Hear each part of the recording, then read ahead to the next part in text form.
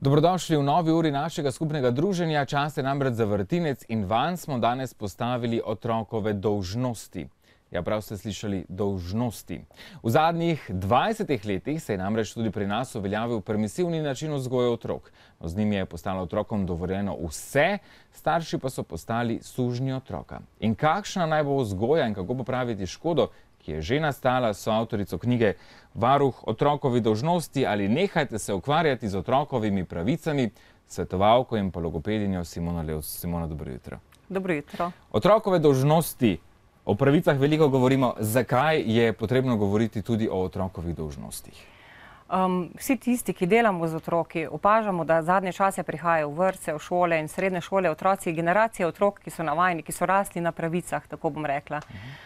Predvsem se zavedajo tega, kaj jim prinašajo pravice, zelo malo pa govorijo o dolžnostih, praktično jih skoraj ne poznajo. Zakaj mora otrok imeti dolžnosti?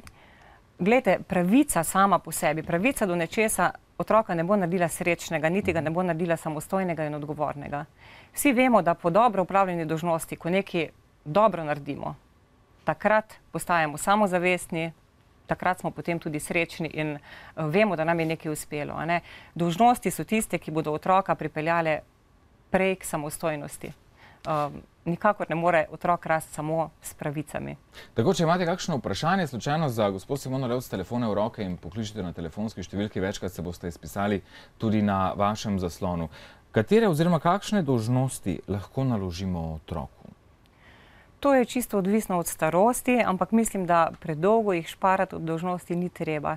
Že majhni otroci imajo lahko doma, v hiši, v stanovanju svoje dolžnosti, ali je to skrb za domačo živalco, tudi če je to samo ribica, da ima otrok v družini dolžnost, da to ribico pač nahrani.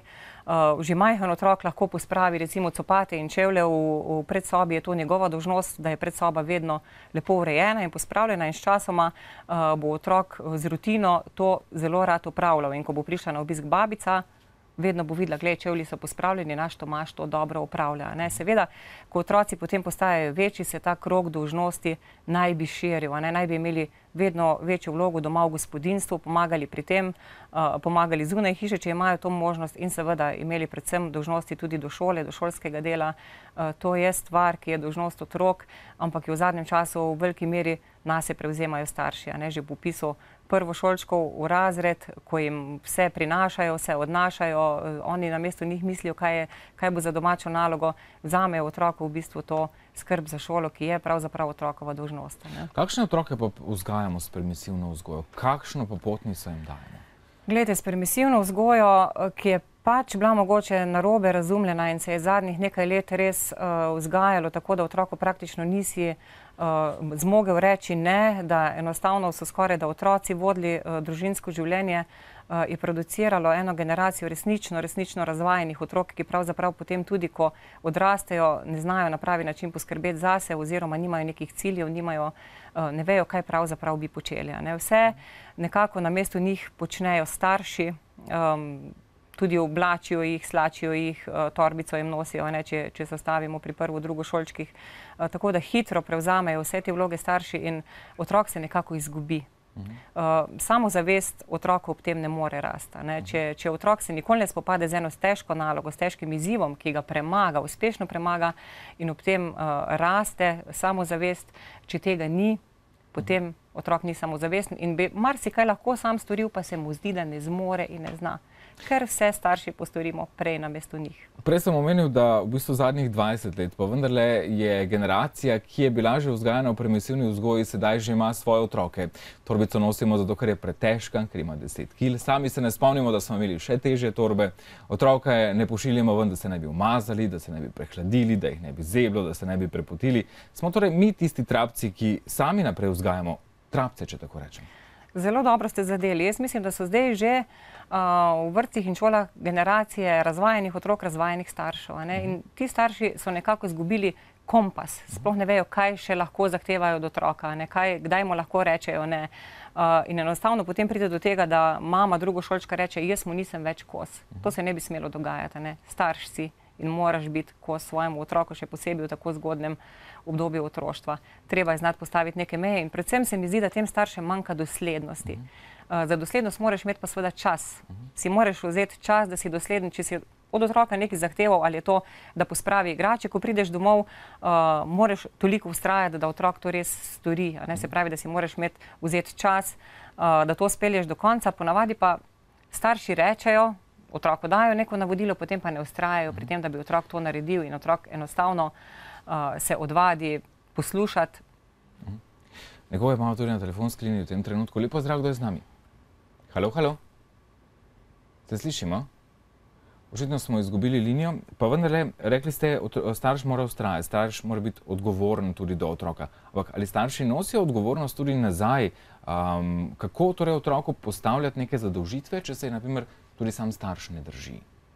Težko, ker najbolj vzgajamo svojim zgledom. Če mi od otroka nekaj zahtevamo in nas otrok pri tem nikoli ne vidi oziroma mu lastnega zgleda v neki določeni stvari ne damo, bomo težko to otroku dopovedali z besedami. Odgovoren starš bo sigurno lažje vzgajal odgovornega otroka kot tisti, ki že sam po sebi ni odgovoren. O permisivni vzgoji sem prejle govoril, čeprav smo mnogokrat bili prepričani, da demokratično vzgajamo, torej da ima otrok tudi pravico do izražanja svojega lastnega mnenja. Ampak ta meja se je tako zabrisala, da verjetno se ne loči več med demokratično in pa permisivno vzgojo.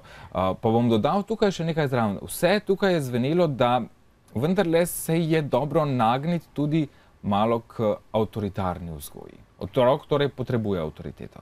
Ja, jaz mislim, da ena prava meja vsega, kar se našteli. Samo demokratična vzgoja, če jo starš dobro pozna, jo lahko pelje, ampak tudi v tej vzgoji je delček avtoritete. So določene stvari, kjer otrok ne more mimo. Recimo, avtoriteta je tudi to, da od njega zahtevaš, da ne stopi na cesto, kadar je promet. Takrat mora ubogati tvoj glas. Enostavno.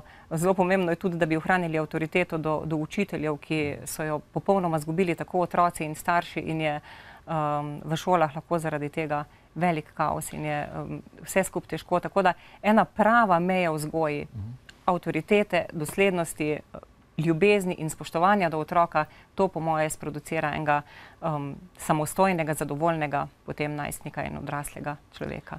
Dva telefonska klica imamo v tem trenutku. Lep pozdrav. Ja, dober dan, želim. Dober dan, izvolite. Ja, v prvi vrsti bi pozdravil gospod, ki je to zadevo sprožila in zadnji čas oziroma že nauček poja temu, kako so pravzaprav ta vzgoja potekala, kako so tudi razni psihologi pravzaprav napačno učili in pozdravljam še enkrat to in istočasno bi bilo dobro, da bi tudi za starejše kakšne napotke dali, kot se tiče pravic in tega in drugega. In odgovornosti. Bi pa vprašal samo to, kako narediti s tistimi otroci, ki so pa verjetno že ta čas malo zamudili in se ne zavedajo teh pravic, in bom rekel, je zelo težko jih spraviti na ta pravo pot, to so pa recimo današnji 15-17-letniki, kako pa z njimi, ne? Tako, to bo tudi vprašanje v nadaljevanju. Še en telefonski klic bomo sprejeli. Lep pozdrav, kdo je z nami? Ja, Martin z Vipavskega. Martin, izvolite. Ja, mene pa zanima glede otrok, se pravi nasilje nad otroki in sicer, če mi otrok sili na cesto, kjer so avtomobili, a ga jaz pod avto, bom rekel, a ga lahko jaz udarim ali ne smem? To je vprašanje. Dobro vprašanje, najlepša hvala za vaše vprašanje. Torej, najprej kako z najstniki, ko smo že morda kar nekaj zamudili, se da še za nazaj kaj popraviti? Ja, hvala za to prvo mnenje in vprašanje. Z najstniki seveda so prijemi drugačni kot z majhnimi otroki. Najstniki v bistvu zahtevajo pogajanje. Pri najstnikih samo avtoritativno vzgojo ne dosežemo nič, še posebej ne, če prej niso bili navajeni nekih meja. Tako da z najstnikom je zelo važno ohraniti dober odnos in na način, da se pogajate, da včasih malo popustite vi, malo najstnik, ampak seveda v nekih razumnih mejah. Če najstnik zahteva, da je zjutraj do 4 popoldne lahko, do 4 zjutraj lahko zunaj in vi precenite, da je to za njega nemogoče, boste našla eno pravo srednjo pot skupaj, se boste oba malo spogajala. Da se z najstniki, ampak zelo je treba biti potrpežljiv, takten, seveda tudi dosleden in pa mogoče obrniti to stran pri najstnikih na zaupanje. Da otroku rečeš, da ga recimo zvečer pustiš ven, ker mu zaupaš, ker veš, da bo prišel ob dogovorjeni uri in ker veš, da ta čas ne bo špičil nekaj takega, kar bi bilo zanj nevarno ali pa neprijetno. Ne? Tako da pri najstnikih samo avtoritativno vzgojo sigurno bo prej kontraučinek. Tako da veliko na komunikaciji, na pogovarjanju, na spraševanju, na usmerjanje pogovorov v pravo smer in pa to, da mu izkažete neko mero zaupanja. Kaj pa meja med dolžnostjo in že nasiljem nad otroci, je bilo vprašanje našega gledalca Martina. Ravno o tem je spregovoril zadnjič v eni od oddaj soavtor knjige gospod Marko Juhanta. Nobena klofuta, ki je namerno prej, recimo, da razmišljamo o tem, da bomo otroka udarili, ni upravičilo za tako ravnanje. Ampak ponavadi tudi o tem je spregovoril, ko ti otrok skoči na cesto in se ti ustrašiš, je včasih avtomatska reakcija, da ga poriti. Tisto se nekako upravičenje, nekako recimo mogoče v tistem trenutku vzgojeno, ker otrok vidi, da je naredil nekaj hudo narobe, drugače pa jaz klafute kot uporabo sredstva za vzgajanje sigurno ne priporočam. Je pa res, da so posebne situacije, recimo, ko izzovejo neke nehotene reakcije, ampak nikakor naj se to ne bi ponavljalo in postalo vzgojno sredstvo. Vedno je boljša komunikacija, prej in preventiva, da se pogovorimo z otrokom, a ne na cesto, ne smeš in tako naprej, tudi kakšne posledice to prinaša, bo na dolgi rok rezultat sigurno boljši. Gospa Levčeva, najlepša hvala, žal se je najin čas iztekel, premalo, da bi vendarle lahko nekako speljala ali pa dala dovolj navodil, kako se lotiti tudi otrokovih dolžnosti, ne samo pravic. Sicer pa vas je možno ujeti tudi na številnih predavanjih, ki jih imate na slovenskih osnovnih šolah in pa vrtcih, kjer vendarle preprečujete starše oziroma ozaveščate starše, kje gre narobe in kako se lotiti, ko do težav sploh pride. Uspešno delo še naprej. Če rabite nasvete, torej varuh otrokovih dolžnosti ali nehajte se ukvarjati z otrokovimi pravicami, je vsa knjiga, v kateri boste našli veliko dobrih napotkov, kako škoda, da otroci ne pridejo z navodili za uporabo, da bi bilo veliko lažje. Za vse ostalo imamo navodila, zato pa ne. Tako,